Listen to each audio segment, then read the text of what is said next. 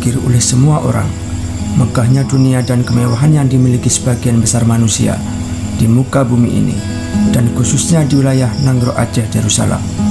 Ternyata di baliknya itu masih ada tersimpan butiran pasir yang sangat membutuhkan sentuhan tangan dari hamba Allah untuk membantu mewujudkan impiannya memiliki jamban sehat seperti yang diharapkan masyarakat yang tidak mampu di wilayah Aceh Tamiang.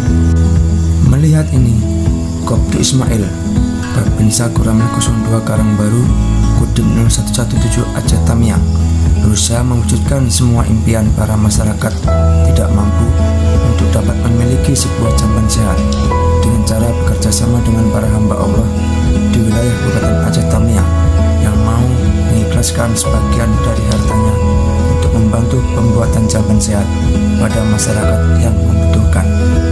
Kurang lebih sudah 50 buah jamban yang dikerjakan langsung oleh Koptu Ismail yang dibantu oleh beberapa warga yang diajaknya selama ini di setiap hari Sabtu dan Minggu di sela-sela tugasnya sebagai Babinsa. Selain pembuatan jamban pada warga tidak mampu, Koptu Ismail juga telah membuat jamban dan MCK di tempat-tempat balai pengajian anak yatim.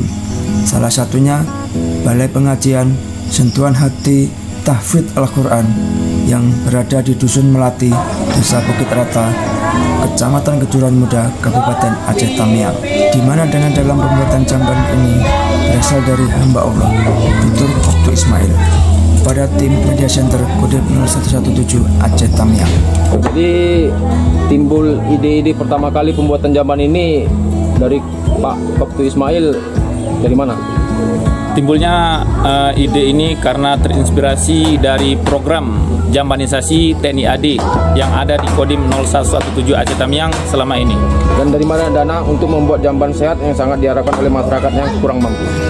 Untuk jamban yang orang tidak mampu, anak yatim dan janda tua itu minimal tidak ada dana untuk membangunnya.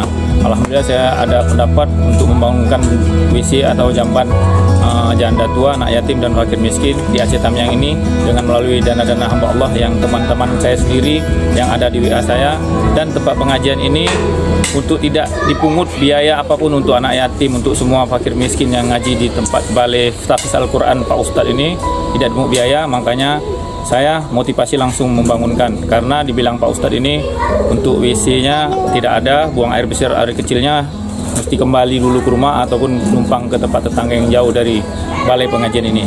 Harapan Koptu Ismail supaya para hamba Allah terus membantu para masyarakat yang tidak mampu, yang belum memiliki jamban sehat, sehingga masyarakat dapat hidup dengan lebih layak dan terjaga kesehatannya dengan adanya jamban sehat di tempat tinggalnya maupun di tempat pengajian.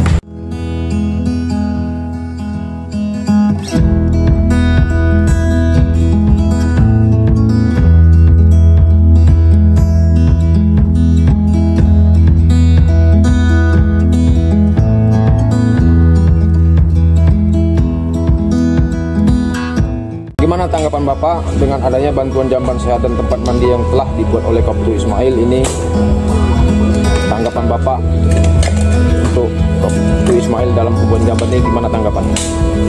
Sebelumnya saya ucapkan terima kasih kepada Bapak Ismail yang sudah membantu TPA kita untuk membuatkan WC bagi anak-anak, di mana sebelumnya kita membuang air kecil atau air besar itu numpang sama tetangga. Jadi syukur alhamdulillah telah dibantu pembuatan WC ataupun kamar mandi untuk anak-anak kita yang ada di sini.